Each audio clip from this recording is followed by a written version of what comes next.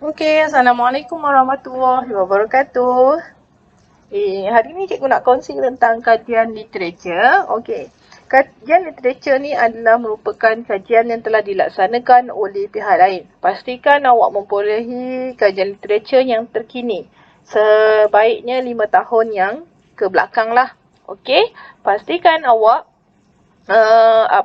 mengenal pasti daripada kajian itu apakah bahan yang digunakan, peralatan, teknik, kaedah yang diguna pakai dalam kajian yang lepas. Untuk kajian literature ini adalah bagi melihat sejauh mana masalah kajian kamu yang sejauh mana masalah yang boleh kamu hadapi dan melihat kepada sumber-sumber yang penting di dalam kajian-kajian lepas supaya ia boleh diguna pakai untuk kajian kamu. Okey? Ini merupakan kajian literature untuk pertanian lah. Terutamanya aquaculture. Pastikan dalam kajian literature awak menjelaskan tentang ternakan yang kamu pilih. Pastikan awak mengambil mengambil sumber yang sahih, sumber yang sahih berkaitan dengan morfologi ternakan, apa sahaja yang tentang morfologi ternakan, cara makan, cara pembiakan, semua sekali secara detail. Okey, kedua adalah mengetengahkan tentang sistem yang awak gunakan dalam kajian kamu. Kita dah belajarkan beberapa jenis sistem. So, awak kena ketengahkan dalam kajian literature secara tepat. Okey, ini adalah kajian literature yang senior-senior kamu telah hasilkan. Jadi, ada juga perlu dibaiki. So, pastikan awak menghasilkan kajian literature termasuklah maksudnya mengikut format 2.1 iaitu pengenalan, 2.2 dalam bidang, ketiga adalah sistem yang digunakan. Awak boleh rujuk buku panduan projek tahun akhir.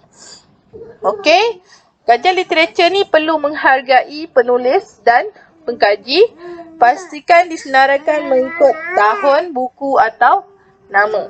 Okey, paling penting adalah membuktikan setiap ayat dan penulisan dan tidak boleh meniru atau dipanggil plagiat lah atau mencuri hasil kerja orang lain. So, benda ni hati-hati jangan main ambil. Okey?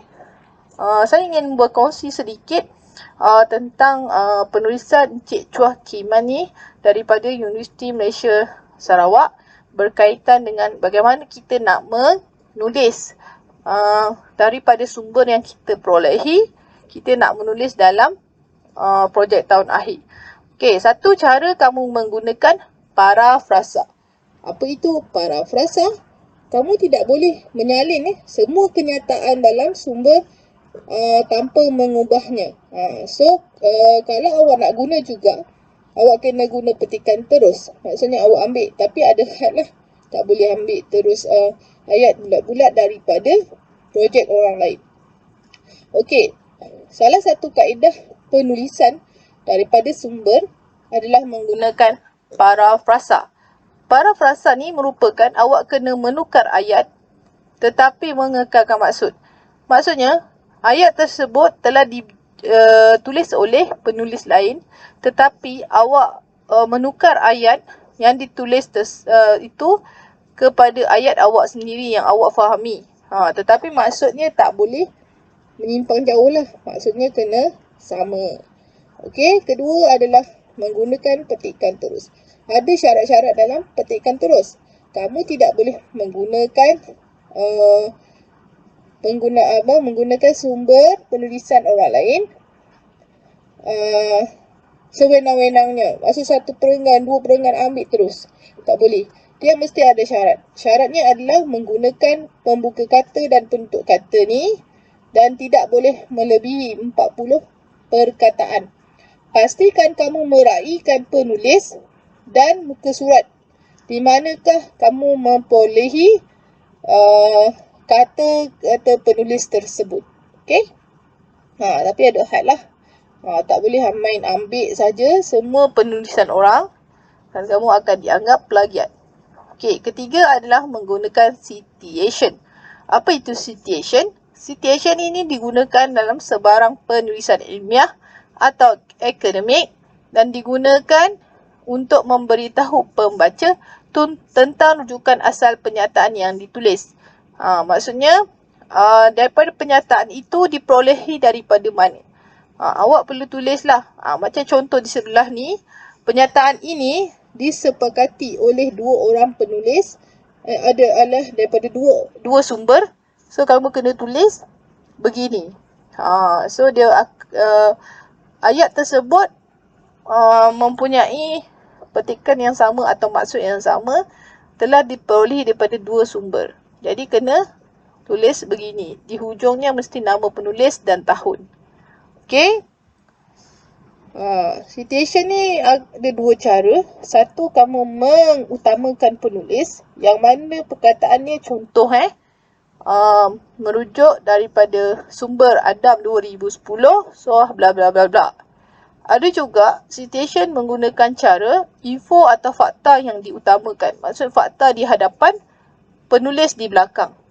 Kalau nama penulis diutamakan pula, penulis di depan, fakta di belakang. Okey, itu yang diterangkanlah. Perlu diterangkan dalam penulisan kamu. Okey, dalam citation juga ada syarat-syarat yang perlu kamu patuhi, iaitu kamu perlu menulis nama penulis hanya satu saja dalam penulisan. Okey, seandainya nama penulis adalah Chuah Kiman 2019, kamu kena tulis Chuah saja. Di sini cikgu bagi guide bagaimana cara nak tulis. Okey, bagaimana cara nak tulis dalam penulisan. Tak perlu tulis penuh-penuh, hanya nama penulis sahaja. Dan kalau nama bapa tu Benti dan Bin digugurkan. Okey. Ni nama dalam Melayu lah. Okey, ni cikgu ulang semula. Okey. Kalau dalam citation, awak kena pastikan ditulis Adam dalam kurungan 2012 ataupun Adam, 2012. Kalau penulis tu ada dua orang, awak boleh menggunakan perkataan dan ataupun simbol dan ni. Manakala kalau penulisnya 3 hingga 5 pekerja, 3 hingga 5 penulis, kamu kena pastikan untuk kali pertama awak kena senaraikan semua penulis. Tetapi dalam kali kedua pula, dalam karangan, kamu kena letakkan nama penulis pertama sahaja, disusuli dengan perkataan it and all. It all. Ni it all. 2010. It all titik koma 2010. Okay?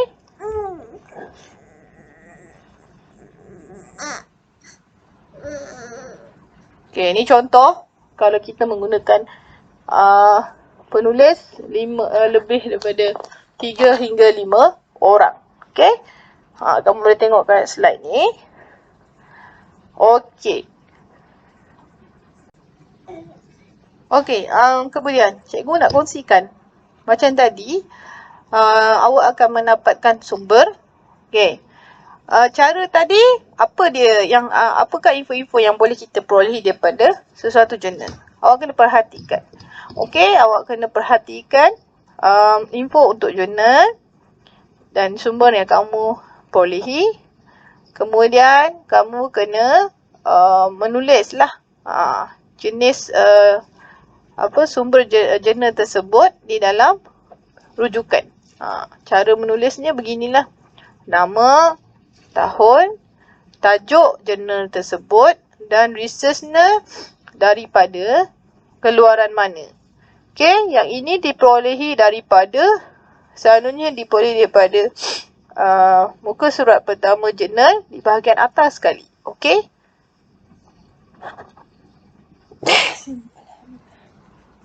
Okey, kedua adalah melihat kepada rujukan. Okey, rujukan alamat laman web. Perhatian di sini, alamat laman web perlulah lengkap. Tarikh diberikan dalam format tahun, bulan dan hari. Jika ada. Jika tiada, memadai dengan tahun. Tetapi dalam citation hanya tahun saja ditulis. Okey, dalam penulisan hanya tahun saja ditulis. Okey, macam contoh perkataan retrieved from boleh diganti dimuat turun daripada mana. Okey, ini adalah penulisan di dalam bahagian rujukan. Kalau awak menggunakan jurnal online. Okey. Contohnya begini. Nama, tahun, kemudian tajuk, kemudian diperolehi daripada website mana, linknya. Okey, pastikan ada link. Pastikan ada link. Okey. Kemudian melihat kepada rujukan. Rujukan perlu ditulis dalam mengikut aksa, mengikut susunan huruf daripada A hingga Z. Satu clue yang cikgu akan kongsi sebentar lagi adalah bagaimana kamu nak mencari jurnal lain daripada sumber yang diperolehi. Daripada satu jurnal, awak boleh perolehi jurnal yang lain. Okey, pastikan kamu perolehi dari satu jurnal tersebut bahagian-bahagian ini untuk dijadikan sumber dalam penulisan.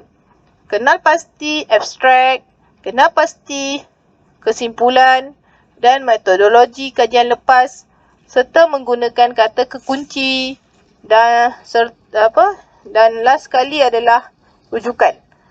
Pastikan 5 perkara ini di-highlight dalam jurnal yang awak perolehi untuk membuat penulisan dalam projek tahun akhir. Okey, itu saja.